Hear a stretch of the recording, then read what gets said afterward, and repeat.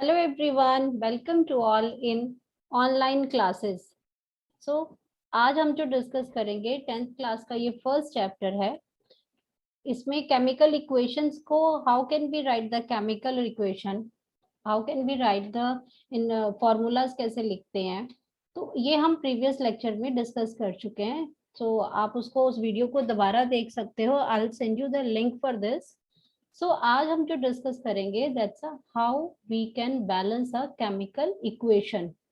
Natural है कि अगर हमें कोई केमिकल इक्वेशन लिख रहे हैं तो that chemical equation should be in a balanced form. क्योंकि अगर हम क्या करते हैं, मार्केट जाते हैं, सामान खरीदते हैं, तो उसको क्या करता है कि उसमें उसको तोलता है सामान को पहले, चाहे वो सब्जी वाला है चाहे फ्रूट वाला है. अगर वो बैलेंस नहीं होगा, अगर वेट ज्यादा होगा, सामान कम होगा, तो हम उसको नहीं लेंगे. सेम एज पहले जब हम केमिकल इक्वेशंस करते हैं तो उसमें भी हमें क्या करते हैं कि बैलेंस करना बहुत इम्पॉर्टेंट है. क्योंकि ये हमारे रूल्स भी हैं, जैसे law of conservation of mass है, या इसका कॉम्बिनेशन लॉज हैं, वो आप ये 11th-12th की क्लासेस में पढ़ोगे उसमें कि कैसे कितना इम्पोर्टेंट है ये केमिकल लॉज को फॉलो करना. ठीक है, तो इसीलिए ये बहुत इम्पोर्टेंट है कि when we write any of chemical equation it should be in balanced form. ठीक है, तो इसमें हम स्टेप बाय स्टेप आज ये सीखेंगे कि कैसे केमिकल इक्वेशन को बैलेंस करना है. बहुत सिंपल मेथड है. ठीक है, और ये हिट एंड ट्रायल मेथड है, प्रैक्टिस से ही आएगा. हमें इसमें चीजों को लर्न नहीं करना है, हमें उसकी प्रैक्टिस करनी है. ओके, तो केमिकल इक्वेशन है क्या इसमें कि केमिकल इक्वेशन एक रिप्रेजेंटेशन है एक केमिकल रिएक्शन की, जिसको हम सिंबॉलिक फॉर्म में लिखेंगे. क्योंकि हम क्या करते हैं कि जैसे व्हाट्सएप में आप क्या करते हो, बहुत ये छोटे से उसका इसमें नंबर्स बनाते हैं, जैसे कुछ भी शॉर्टकट फॉर्म में लिखते हैं. हम पूरी की पूरी स्टोरी नहीं लिखते, तो हम उसको शॉर्ट फॉर्म में लिखेंगे. सेम एज जब हम कोई केमिकल रिएक्शन करते हैं तो उसको हम क्या करते हैं, पूरी कथा नहीं लिखते, हम उसको उसके सिंबल्स यूज करते हैं, हम उनके फॉर्मूलाज यूज करते हैं. ठीक है, तो before writing the chemical reaction you should know about the formulas. उनके फॉर्मूले हमें पता होने चाहिए, हमें सिंबल्स पता होने चाहिए. लाइक सोडियम अगर हम लिखते हैं तो हम पूरा सोडियम की स्पेलिंग नहीं लिखेंगे. वी ऑलवेज यूज Na जो कि उसका सिंबल है. क्लोरीन का है तो क्लोरीन की पूरी स्पेलिंग नहीं लिखेंगे, हम उसको लिखेंगे Cl. क्लियर हुआ? अब केमिकल रिएक्शंस में आपको मैंने बताया कि इसको केमिकल कॉम्बिनेशंस के रूल्स ये फॉलो करते हैं. केमिकल कॉन्जर्वेशन है कि mass neither be created nor be destroyed. तो हमें ना तो मास को हम कम कर सकते हैं, मास मतलब कि टोटल नंबर ऑफ जो हमने सोडियम लिया है फॉर एग्जांपल किसी रिएक्शन में, तो रिएक्टेंट में कितना सोडियम है और प्रोडक्ट में कितना सोडियम बन रहा है, उसका जो टोटल मास है that should be in constant form. वो हम उसको बढ़ाएंगे नहीं, सिर्फ एनर्जी को दूसरे फॉर्म में चेंज किया जा सकता है, कभी हीट एनर्जी की फॉर्म में या कभी किसी और फॉर्म में सिर्फ चेंज किया जा सकता है. ठीक है, तो chemical reaction should be balanced. और ये हम कैसे करते हैं, हीट और ट्रायल मेथड से करते हैं या कॉम्बिनेशन, सॉरी इसमें यहाँ पर प्रैक्टिस से ये आपको आती है. और ये बिल्कुल इजी है, बच्चे बहुत बार कंफ्यूज हो जाते हैं. सबसे ज्यादा डर उनको केमिस्ट्री के इसी पार्ट में लगता है कि हम बैलेंस्ड केमिकल रिएक्शन को हम बैलेंस्ड कैसे करेंगे. बट अब हम धीरे धीरे स्टेप बाय स्टेप इसको हम सीखेंगे. पहले क्वेश्चन पहले करेंगे हम इसमें कि एक अनबैलेंस्ड केमिकल इक्वेशन है. जैसे इसमें क्या है, ये आयरन है, ये क्या है, ये आयरन है. लोहा जो है वो आयरन है. अब इसको क्या कहते हैं, फेरस कहते हैं. तो इसका सिंबल क्या है, Fe. सिंबल क्या है, Fe. जब ये वाटर के साथ रिएक्ट करता है, ये वाटर के साथ, तो हमने वाटर नहीं लिखा, हमने इसका वाटर का सिंबल यूज किया H2O. जब ये कंबाइन किया इसने तो इसका क्या बन गया, यहाँ पे आयरन ऑक्साइड. क्या बना, आयरन ऑक्साइड बना.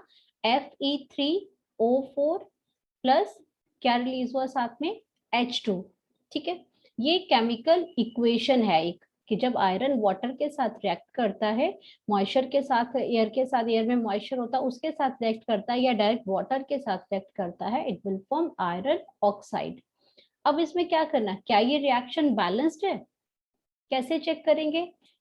चेक करने के लिए हमने क्या देखा कि आपको, अब मैंने के लास्ट वीडियो में हमने आपको क्लियर किया था कि ये आपकी रिएक्टेंट साइड है, ये आपकी प्रोडक्ट साइड है।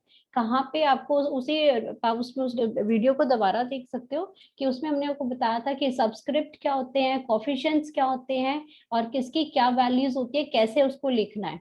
ठीक है, तो ये आपका आ गया, ये अनबैलेंस केमिकल रिएक्शन है। अनबैलेंस केमिकल क्यों रिएक्शन है? क्योंकि यहाँ पे आयरन कितना है, आयरन यहाँ पे है 1।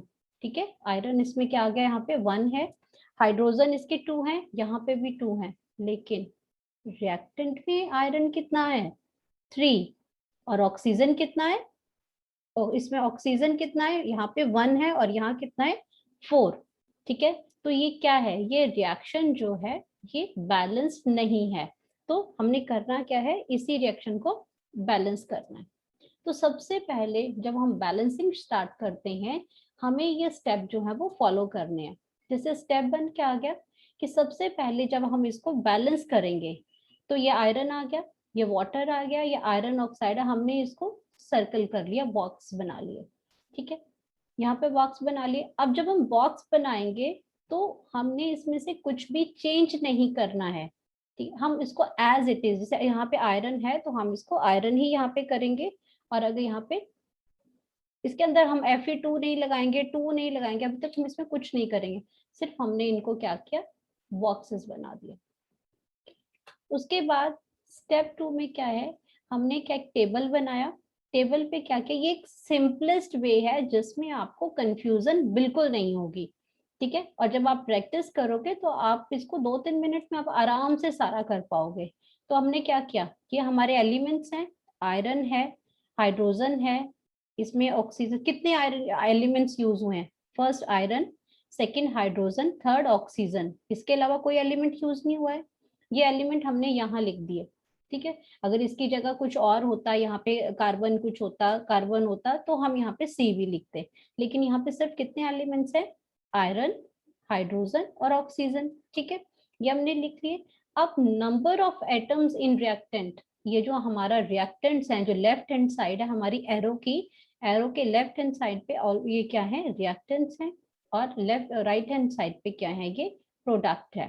ठीक है, तो अब क्या किया कि नंबर ऑफ एटम्स है रिएक्टेंट के अंदर, अब लिख दिया आयरन कितना है नंबर रिएक्टेंट में 1, हाइड्रोजन कितना है 2, और ऑक्सीजन कितना है 1, ये लिख लिया। यहाँ तक ये 2 स्टेप क्लियर हो गए। ओके, देन अब हमने देखा कि राइट हैंड साइड पे आयरन कितना है 3, ये 3 नंबर लिख दिया यहाँ पे। उसके बाद हाइड्रोजन कितना है 2, यहाँ पे 2 नंबर लिख दिया। और उसके बाद ऑक्सीजन कितना है, ऑक्सीजन कितना है यहाँ पे 4, यहाँ तो है नहीं, तो ऑक्सीजन कितना हो गया 4।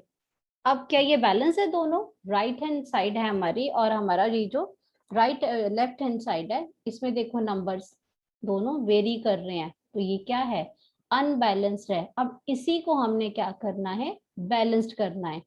बैलेंस करने के लिए अब जो फर्दर स्टेप है, इसमें हमने ये देखना है कि हमने सबसे पहले किसको बैलेंस करना है।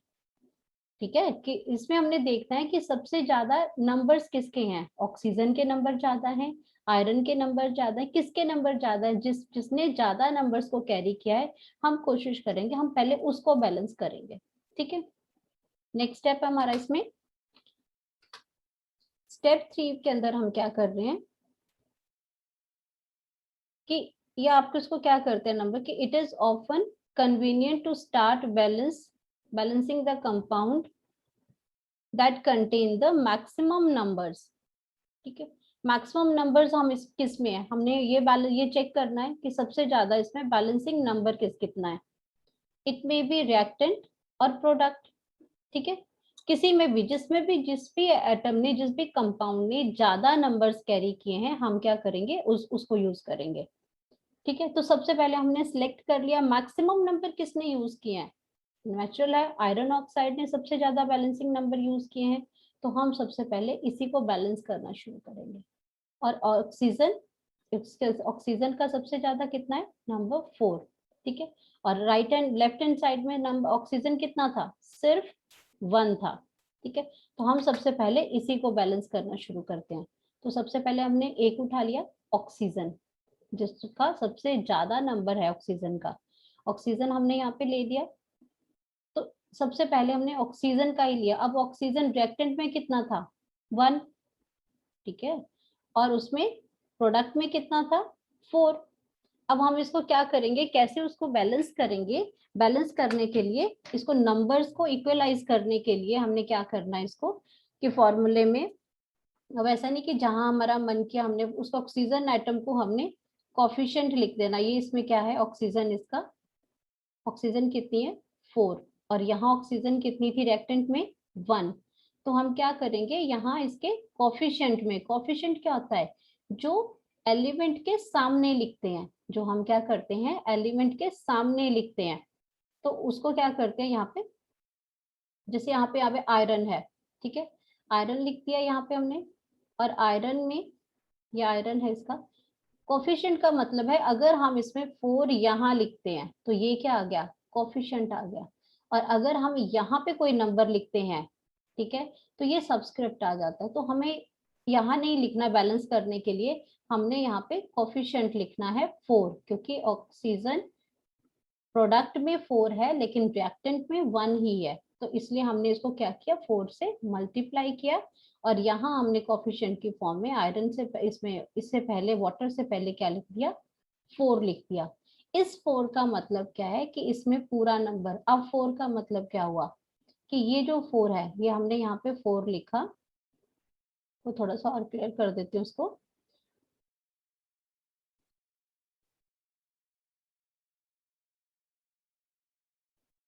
यहाँ पे क्या किया हमने यहाँ पे कि इस 4 का क्या मतलब हुआ यहाँ पे, यहाँ पे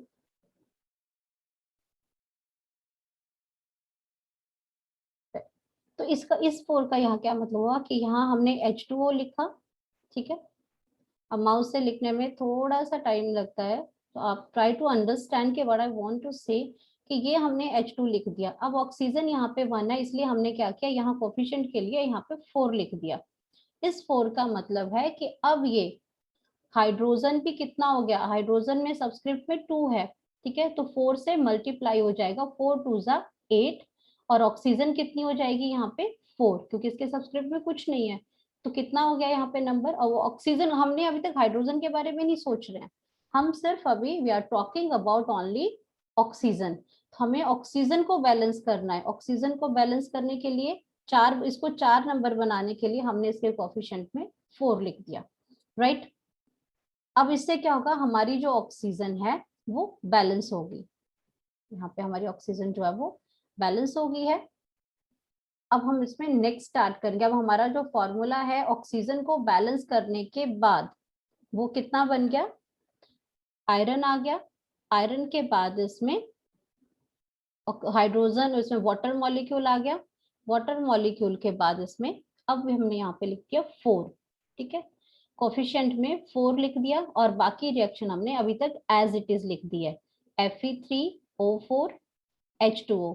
अब क्या बैलेंस हुआ, सिर्फ ऑक्सीजन बैलेंस हुई, इस कोफिशिएंट का मतलब है यहाँ पे अब ऑक्सीजन भी 4 होगी, तो ऑक्सीजन बैलेंस होगी, लेकिन ये अभी क्या है पार्शियली बैलेंस्ड है, अभी तक हमने आयरन बैलेंस नहीं किया है, क्योंकि आयरन यहाँ 1 है यहाँ 3 है, और हाइड्रोजन यहाँ 2 है, और यहाँ कितना हो गया ये 4 लगाने के बाद 8, कितना हो गया 8, तो ऑक्सीजन तो इस 4 से बैलेंस होगी, लेकिन हाइड्रोजन का नंबर इंक्रीज हो गया। अब इसको फर्दर फिर बैलेंस करेंगे,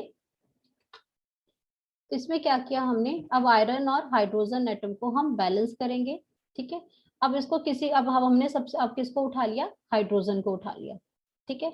अब हाइड्रोजन कितना हो गया रिएक्टेंट में 8, अभी आपको बताया कि जब हमने ऑक्सीजन को बैलेंस करना था तो हमने यहाँ पे 4 लिखा था, 4 लिखने का मतलब है कि इसमें ऑक्सीजन तो 4 होगी, लेकिन हाइड्रोजन कितना हो गया 8, ठीक है। अब क्या करना पड़ेगा, अब हमें प्रोडक्ट में हाइड्रोजन को बैलेंस करना पड़ेगा, तो कितना बैलेंस करेंगे हम यहाँ पे, क्योंकि उसमें क्या है हाइड्रोजन तो रिएक्ट प्रोडक्ट में क्या थी H2 थी, यानी कि ये हाइड्रोजन के 2 एटम्स थे, अब उसको 8 बनाने के लिए we have to multiply it with 2, we have to multiply it with 2, तो कितना हो गया 4 2 जा 8, तो अब रिएक्टेंट में भी हाइड्रोजन 8 हो गया, प्रोडक्ट में भी 8 हो गया, क्लियर हो रहा है। कोई कंफ्यूजन नहीं है। इस वीडियो को दोबारा आप रिवाइंड करके देख सकते हैं, हर स्टेप बहुत प्रॉपरली क्लियर हुआ है, एक एक पॉइंट इसमें, ठीक है। अब हमारा रिएक्शन, अब हमारी क्या चीजें होगी, हाइड्रोजन बैलेंस हो गया, हमारा ऑक्सीजन बैलेंस हो गया, क्या रिमेनिंग रहा, आयरन, क्या रिमेनिंग रहा, आयरन। अब दूसरी इक्वेशन अब ये क्या बनी, आयरन था, हाइड्रोजन हो गया, और यहाँ पे ये हो गया। अब आपका ऑक्सीजन बैलेंस हो गया, 4 4 बन गया, 4 2 जा 8, 8 हाइड्रोजन एटम्स थे, यहाँ पे भी 4 2 जा 8, ये 8 हो गए। अब दो चीजें हमारी बैलेंस होगी, क्या रहा, आयरन, आयरन रिएक्टेंट में 1 है जबकि प्रोडक्ट में 3 है। अब इसको बैलेंस करने के लिए, इसको बैलेंस करने के लिए क्या किया इसमें कि एग्जामिन द, क्या इसमें अब आयरन लिया है, आयरन को क्या किया, रिएक्टेंट में कितना है 1, प्रोडक्ट में कितना है 3। अब दोनों साइड्स को बैलेंस करने के लिए हमने क्या किया, इसको मल्टीप्लाई बाय 3। कहाँ मल्टीप्लाई बाय 3 करना है हमें इसको, रिएक्टेंट में, क्योंकि प्रोडक्ट में तो ऑलरेडी ये 3 है, अब रिएक्टेंट में भी हमें इसको 3 करना है। तो हमें क्या करना है, इस 3 को we have to use 3 as a coefficient in Fe।